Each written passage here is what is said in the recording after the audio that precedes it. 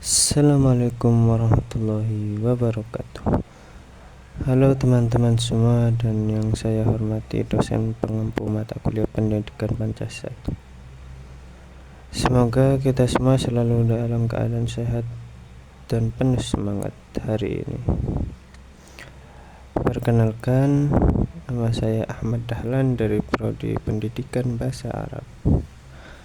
Pada kesempatan kali ini, kami ingin mengajak teman-teman sekalian untuk membedah dan meninjau sebuah pemikiran penting yang sudah kami tuangkan dalam dokumen yang berjudul Pengamalan Pancasila dalam Kehidupan Sehari-hari. Fokus utama kita hari ini bukan cuma membahas teori yang ada di buku, kita akan membedah bagaimana nilai-nilai Pancasila itu bisa benar-benar hidup dan dipraktikkan secara konkret di lingkungan kampus, di dalam keluarga kita sendiri, hingga di tengah-tengah masyarakat. Yuk kita mulai pembahasan satu persatu.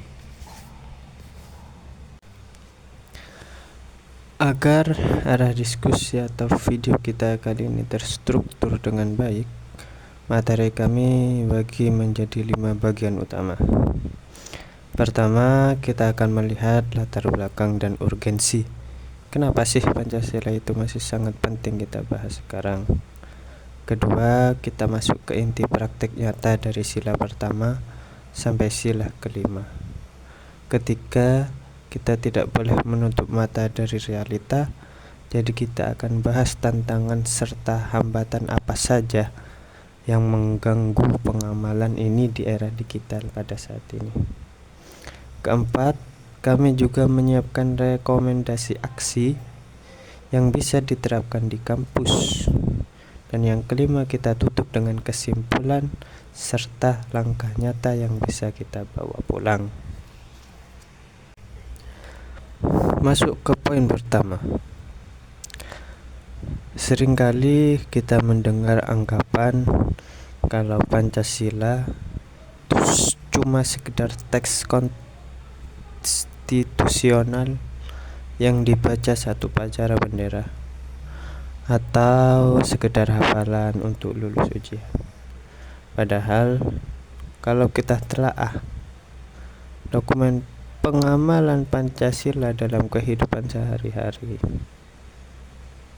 Pancasila itu adalah pedoman etis dan sosial yang sangat relevan di kehidupan modern, khususnya bagi kita yang menyandang status sebagai mahasiswa dan juga para dosen. Mengamalkan nilai Pancasila adalah kunci untuk memperkuat integritas akademik, memupuk rasa toleransi, dan membangun tanggung jawab sosial.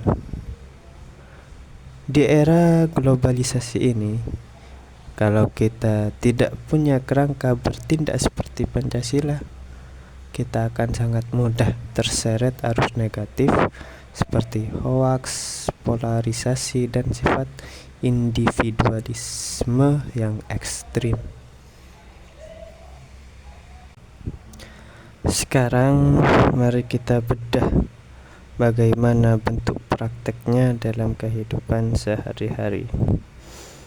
Kita mulai dari sila yang pertama. Sila pertama yaitu ketuhanan yang Maha Esa. Di lingkungan kampus, prakteknya sesederhana saling menghormati ketika teman kita beribadah, menyediakan fasilitas ruang ibadah yang layak, dan tidak memaksakan kehendak antar umat beragama. Sementara di rumah, fondasi ini dibangun melalui pembentukan nilai spiritual sejak dini, seperti pembiasaan doa bersama dan dialog moral di dalam keluarga. Lanjut ke sila kedua dan ketiga, yaitu kemanusiaan yang adil dan beradab serta persatuan Indonesia. Nilai utamanya di sini adalah empati sebagai mahasiswa. Kita bisa menunjukkan ini melalui aksi sosial, menolong adik tingkat yang kesulitan, dan tegas menolak segala bentuk diskriminasi. Untuk memperkuat persatuan, kampus harus aktif mengadakan kegiatan lintas budaya, dialog antar etnis, agar rasa kebersamaan kita sebagai satu bangsa tidak luntur. Kemudian sila keempat yaitu berbunyi kerakyatan yang dipimpin oleh hikmat kebijaksanaan dalam permusyawaratan perwakilan. Di sini kata kuncinya adalah partisipasi dan keputusan yang bijak. Ketika kita aktif di organisasi kemahasiswaan atau saat kerja kelompok, biasakan untuk berpendapat secara bertanggung jawab, mau mendengar orang lain, dan mengutamakan musyawarah demi mencapai konsensus, bukan ego kelompok semata. Sila kelima, keadilan sosial bagi seluruh rakyat Indonesia. Keadilan itu berarti kita berusaha mengurangi kesenjangan dan membuka kesempatan yang setara. Contoh nyatanya di kampus adalah adanya program beasiswa internal bagi yang membutuhkan, program pengabdian masyarakat atau riset-riset dari dosen dan mahasiswa yang berfokus pada kebijakan inklusif demi membela hak kelompok-kelompok rentan. Namun kita harus jujur pada diri sendiri. Mengamalkan nilai-nilai ideal tadi tentu punya tantangan yang sangat besar di lapangan. Dalam analisis kami, ada 4 tantangan utama saat ini. Pertama, digitalisasi dan disinformasi. Maraknya hoaks dan fenomena echo chamber di media sosial membuat orang cenderung menutup diri dari dialog rasional. Kedua, individualisme. Banyak orang hari ini terlalu berorientasi pada keuntungan pribadi, sehingga nilai gotong royong mulai terkikis.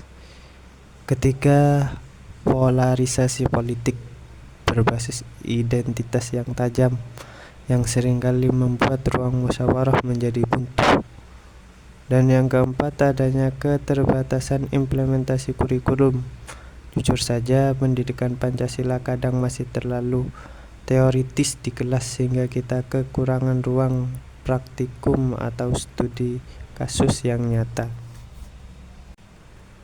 Lalu, apa solusi yang bisa kita tawarkan? Kami merumuskan 3 rekomendasi strategis untuk lingkungan kampus. 1. Kita perlu mengintegrasikan praktek langsung ke dalam kurikulum. Jadi nilai Pancasila diuji lewat proyek pelayanan masyarakat dan studi kasus etika, bukan cuma ujian tertulis. 2. Perlu adanya program pengabdian masyarakat yang terstruktur dan jangka panjang, hasil kolaborasi antara dosen dan mahasiswa untuk membantu mengatasi ketimpangan lokal di sekitar kita. 3. Kampus harus memfasilitasi pelatihan literasi digital dan etika berkomunikasi daring. Tujuannya jelas agar mahasiswa tahu cara memverifikasi informasi dan berdebat secara sehat sesuai nilai-nilai luhur. Teman-teman dan Bapak atau Ibu dosen yang saya hormati, kesimpulan dari ulasan materi kami hari ini adalah Pancasila tidak akan ada artinya kalau hanya berhenti di dalam lembaran dokumen presentasi.